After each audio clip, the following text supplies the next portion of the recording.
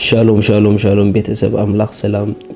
ጸጋ ምሕረት ናይ ክርስቶስ ምስ ኩልኹም እዩ ኣነ ሓውኩም ሰላሕ ኣዲኔ ካብ ሲኣርጂ ኢንተርናሽናል ቸርች እዚ ንዝበለጸ መዓልቲ ዝበለጸ ቃል ንካፈለሉ ፕሮግራም እዩ ሎም ንካፈሎ ቃል ጽድቅ ብግብሪ ዶ ወይስ በእምነት ዝብል እዩ ኢየሱስ ጎይታ እዩ ጽድቅ ብግብሪ ዶ ወይስ በእምነት ገለገለ ጽድቅ ብግብሪ ዝመጽ ዝመስሎም ገለገለ ኸዓ ጽድቅ በእምነት ምዃኑ እዮም ዝኣምኑ መጽሓፍ ቅዱስ ነቶም ጽድቅ ብግብሪ ከምጽኡ ዝጽዕሩ እንታይ ይብሎም ክንርኢና ስለዚ ኣይናይ ጽድቂ ኢኸ ትክክለኛ እቲ ብግብሪ ኸነምጽኦ እንደል ጽድቂ ዲ ወላስ እቲ በእምነት ዝርከብ ጽድቂ እዩ ትክክለኛ ኣቅድሚ እግዚአብሔር ዶ ከብለና ዝኽእል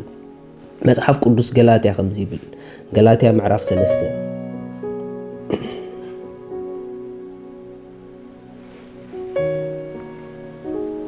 ካብ ጥቕሲ 5 ክንርኢና ከምቲ አብርሃም ንኣምላኽ ኣመኖሞ ጽድቂ ኮይኑ ተቆጸረሉ ዝብል እምበኣርሲ እቲ መንፈስ ዝህበኩም ኣባኻትኩምን ሓይሊ ዝገብር ብግብሪ ሕጊ ዲ ወይስ ብምስማዕ እምነት እምበኣርከ እቶም ካብ እምነት ዘበሉ ንሳቶም ደቂ አብርሃም ምዃኖም ፍለጡ እቲ ጽሑፍን ኣምላኽ ንህዛብ ብእምነት ከም ዘጽድቆም ቅድም ርእዩ ንአብርሃም ኩሎም ኣህዛብ በኣኻ ክባርኹ እዮም ኢሉ ኣቐዲሙ ኣበሰሮ እምበኣርስከ እቶም ካብ እምነት ዘበሉ ምስ አብርሃም ምስቲ ኣማኒ ክባርኹ እዮም ነፍሲ ወከፍ ነቲ ኣብ መጽሓፍ ሕጊ ተጻሒፉ ዘሎ ኩሉ ክገብሮ ዘይጸንዕ ርጉም ይኹን ዝብል ጽሑፍ እሞ እቶም ካብ ግብሪ ሕጊ ዘበሉ ኩሎም ኣብ ትሕቲ መርገም እዮም ኣብ ትሕቲ መርገም እዮም ብጣዕሚ ዝገርም ገናኸ እቲ ጻድቕ ብእምነት ህያው ኮይኑ ክነብር እሞ ብሕጊ ኣብ ቅድሚ ኣምላኽ ሓደ እኳ ከም ዘይጸድቕ ጉሁድ እዩ ዘገርም ነገር እዩ ኣብ ቅድሚ ኣምላኽ ብግብሪ ሕጊ ኢሉ ሓደ እኳ ከም ዘይጸድቕ ጉሁድ ኢሉ ኣምላኽውን ብግብሪ ሕጊ ሰባት ክጸድቁ ኣይኮነን ርእዩ ኣምላኽ ብእምነት ክንጸድቕ ኮለና ስለ ዝረኣየ እዩ ምስቲ ብእምነት ንጽድቂ ዝተቆጸረሉ አብርሃም ዝባረኸና ርኢኹም ኣሕዋት ጽድቂ ኩሉ ሰብ ይደሊ እዩ መንገዲ ጽድቂ ግን ኩሉ ሰብ ኣይሓዞም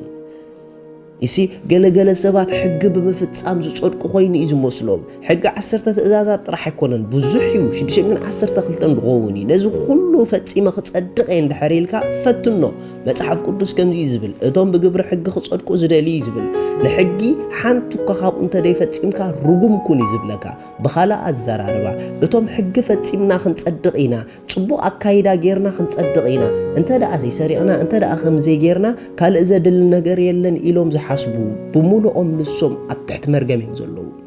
ኣብ ትሕቲ ኮነነ እዮም ዘለዉ ምኽንያቱ ሕጊ ብባህሪኡ ክንደይ ጌርካ ኣይኮነን ዝርኢ ክንደይ ኣይገበርካን ሕጊ ዝርኢ ሪኹም ስለዚ እግዚአብሔር ኣምላኽ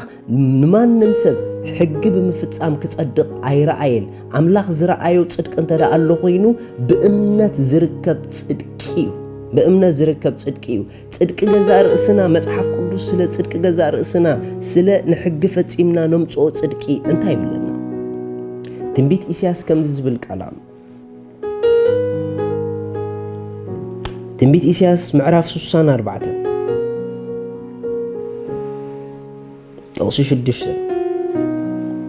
كلاتنا كم حد رخص كوينا بزلو صدقنا كم تسيوق كدان إيو كلاتنا كم قصليك أمثالنا أبسانا دما كم نفاس يبقوتنا ليلو ريخم بزولو تصدقناسي كم تيوق شركيلو أحواتي أتناي جزاء رأسنا خنم تصون دلت صدقي أكدم أملاك كم تيوق شركيو بمنم عينة منجدي أملاك زدلي فتسمنا زلو صدقي حق بمفتسام كترخبون كتم تصون أي تقولون يخم عقمكم أيكونن ريخم حق كله خنفتسمي جبأنا إيلو سلينا حق زفتسم قويتا لنا نزو قويتا بمأمان جن نتي ناي حق مفتسمتا زخونه كريستوس نعو بمأمان جن اتا بأمنت بخومو تركب صدق أملاك كنقبلا نخألينا صدقي أزيو خبوري من قدو جن قبر زي كونه أمنتيو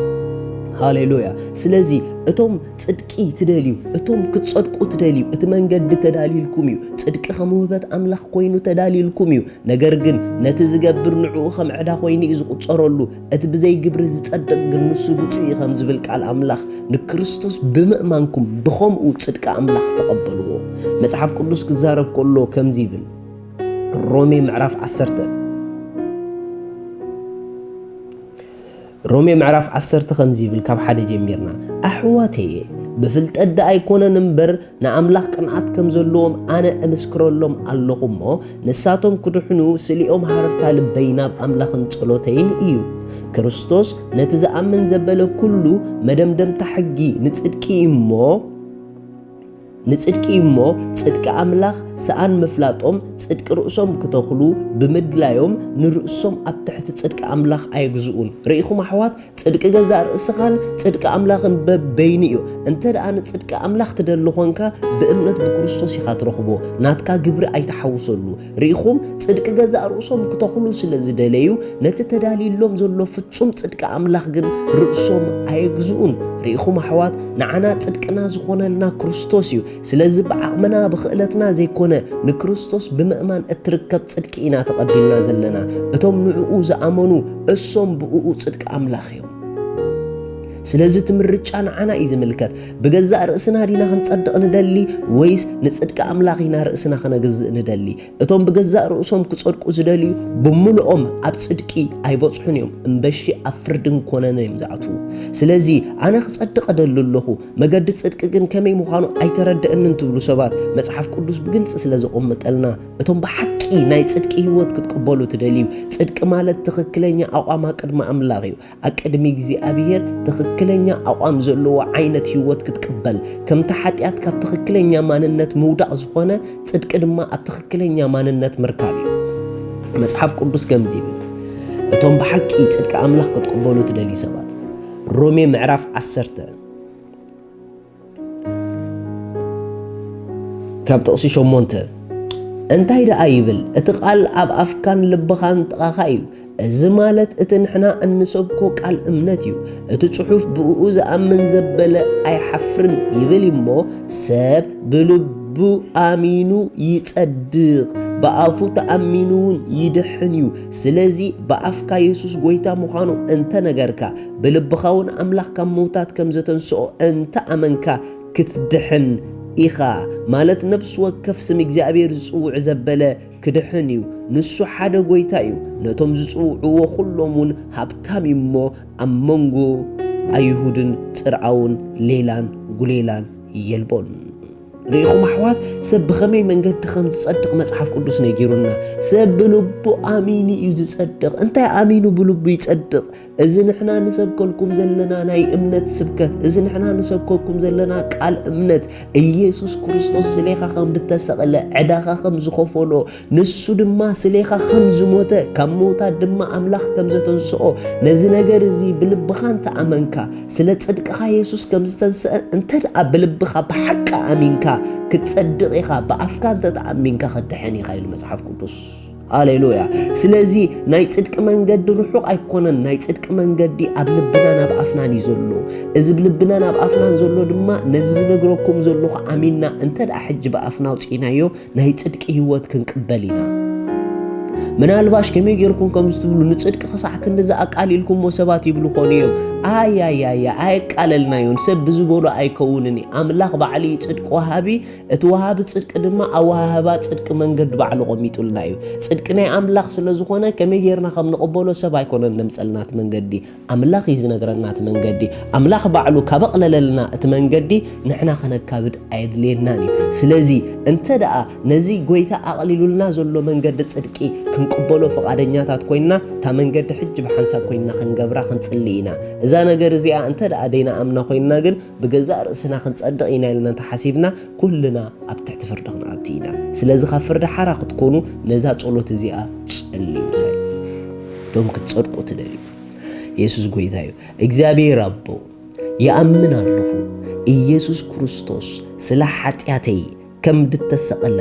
ዕዳ ሓጢኣተይ ኩሉ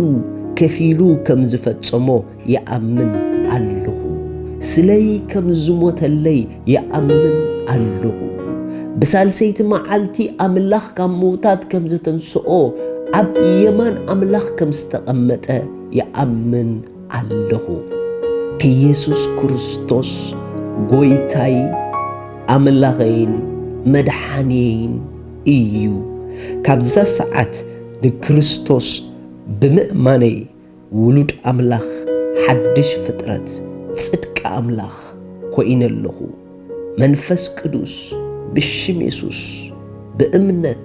ይቕበለካ ኣለኹ እዛ ጸሎት እዚኣ ዝጸለኹም መንገዲ ኣምላኽ ስለ ዝተኸተልኩም እንቋ ሓጎሰኩም ጽድቂ ኣምላኽ ተቐቢልኩም ኣለኹም በዚ ታሕቲ ዘሎ ኮንታክት ግበሩና ኢኹም ሻሎም